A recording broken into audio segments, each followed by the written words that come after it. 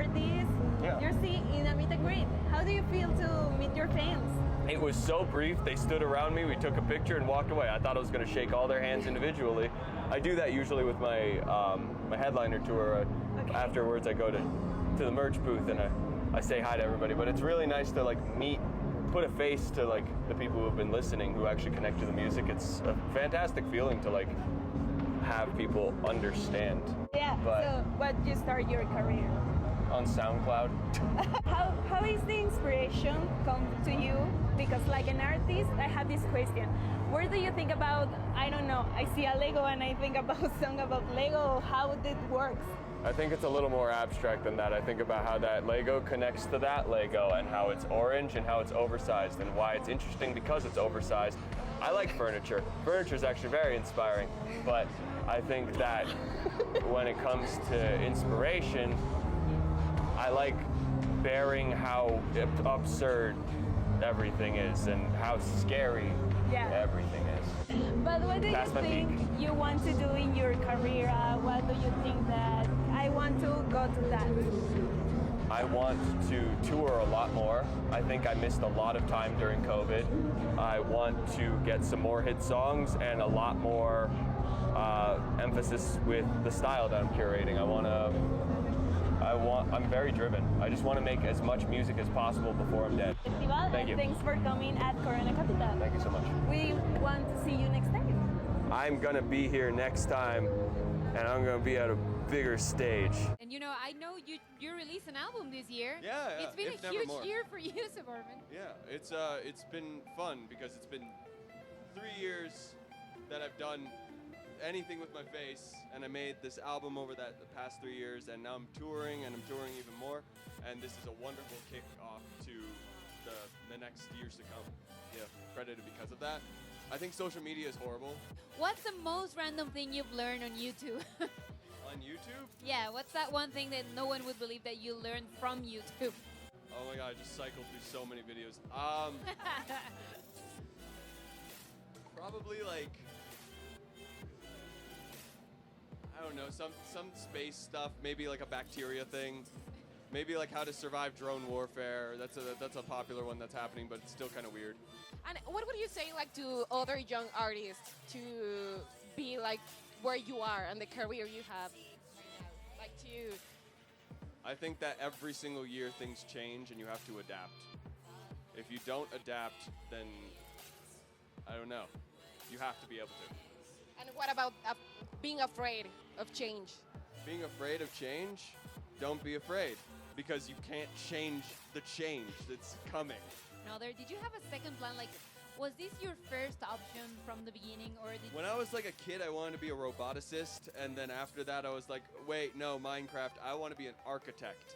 And then when I got into like high school, I'm like, wait, no, I really like this Ableton stuff. Like, and I'd always been writing music on the piano, but I always wanted to figure out, how are these people on the radio making the beeps and the boops? And when I found Skrillex, that changed my life. Okay. And underground EDM consumed me. Sorry. Okay, what do you know? Who do I know?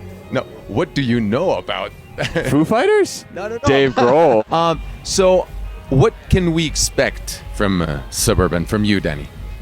In general? Like as a show, if somebody's watching or just listening to us and they want to, like come here and see you, what are they going to see? They're going to hear crazy beats, me jumping around on stage. They're going to hear 2 new unreleased songs that are unreleased. Wow. I'm going to be duetting with a good friend of mine, a Mexican artist, Bruises. She's going to be coming out for one of those unreleased songs. And you're going to hear the classics. You're going to hear some new ones from the last record, If Nevermore. And I got some very last second but very beautiful visuals that I'm excited to, play. I'm going to put out the What You Sow music video. I am going to, this is the final stop to my tour that I just am wrapping up, and just going to keep making more music. Yeah. Do you use The most I've used AI for is stem splitting. transmit?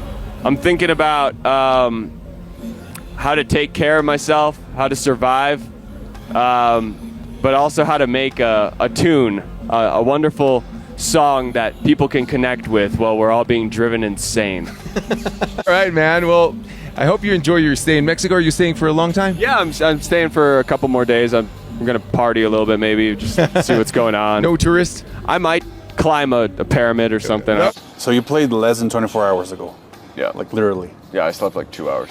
Oh man. I feel like $1 million right now. What do you think that connects with the Mexican audience, you know, from your music? I think I've definitely been seeing a strange shift with like gothic culture. I'm not sure if that has to do with the internet. I know there was a good post-punk scene back in like the 80s. Okay. Maybe 90s. Yeah. Done a little bit of research on that with Mexico, but yeah, I don't know. It's there's something. I guess they like the darkness or something. Also, I think that Mexico loves hooks, and I'm a sucker for a good hook. Your last record, If Nevermore, Yeah. right? I thought it was quite cinematic. Was that something that you were aspiring to when you were recording? I think it was the atmosphere I was sitting in reality. Okay. I wanted something that touched my own soul. Okay. I wanted to make something that I wanted to hear. Okay. With the previous record, Hive, I felt like I really was trying to make something that I thought other people wanted from me. And it led to kind of honestly, a personality disorder. And this, If Nevermore, was all about reconnecting to why the hell I make music in the first place. Awakening. Yeah. I started the record when I was, I mean, some of the songs date back to 18, but the concept of the record didn't really start forming until I turned 23. Okay. And I feel like 23 was the age where I really had to start taking responsibility for my own health, for my own survival. Whereas when I moved to Los Angeles after my big break with Cradles, that was handled, you know, like everyone took care of me. I got to a state where I was like, I couldn't take care of myself. Okay. And it got manipulative, absolutely. Yeah. I was a kid, and I was more of a kid than the people my age. Like 19 was my 15 because I dropped out of high school when I was 14, 15. And that was unbelievable because my entire social life was dominated by the internet. And I was very much desocialized in my what was available to me in my hometown. And Where are you from originally, sorry? New Jersey. New Jersey, Yeah, okay. yeah. The other side of the country. Yeah. Definitely. So being sent across to this sort of make-believe Hollywood, Yeah. not even like my choice. It was kind of like, you need to be here right now. That's where from the everything manager, is. And I was like, okay. And I moved into a basement, and for like 4 months after a while, he was like, you need to get the fuck out of my house and start renting your own. And I was like, okay. And I just kind of accidentally moved there. And I think, 23 was the year that things really started changing for me. And right now I feel like an entirely different being. Okay, for the good, I assume. Absolutely. Okay. Where did the Baroque synth vibe comes from? Because I found it through all the record, Yeah. and it's pretty nice. I love that kind of music. Thank you. Where did it come from for you? I grew up on classical piano. Really? That was my initial experience musically. I was 6 years old, learned piano, really sucked at reading, but Okay. was very good at hearing. Only recently found out my musical director was like, no, dude, you're perfect pitched. I was like, okay. I don't know what to do with that information, but I guess it's helped me this whole time. Yeah. I think that Baroqueness is, the theatricality of it it's what is woven into the sort of Gothic nature. Yeah. And the way it's applied to my music with the production side of things is very much electronically influenced. Yeah. When I turned 15, that was, you know, there was a whole EDM revolution happening and sound design that I'd never heard of from the radio before it got onto the radio. So I was really in underground electronic music, and that was where most of my inspiration comes from. And I felt like I had the exact thing that nobody was blending with it, that I was able to blend with it. And I think it's very consistent with what I want to continue doing. The Baroqueness is strange. It always keeps finding its way back into my music. It's good. I mean, it's definitely one of the hooky things that I found in your music. One song that I was hearing in the record, you know, and when I heard the song, I was like, oh my God, that's something important. I think it's called Like Love. Yeah. That song. It's not like a single that it's in your face, but it's the one that made me take a look. Like, oh, something special is going on here. That's cool. Like Love is, my dad really likes that one for some reason. I think that each song on that record delivers a very particular emotion.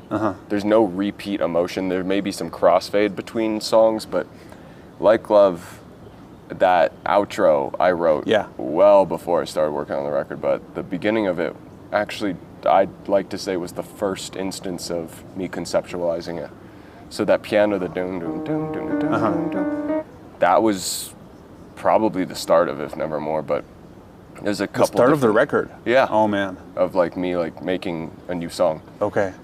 I remember the night I wrote that I threw a party in my house. Rager. I never do that. It was out of character for me. In LA? Yeah. Okay. And I met the love of my life there. Oh. And special night. Yeah. And I think I'd been searching for something for a long time that I found in that moment and gave me just this huge burst of energy that all these tendrils took over with the music. And I just like, it commanded me and I just gave into whatever psychedelically came. It does come through in the music, I think. Thank you.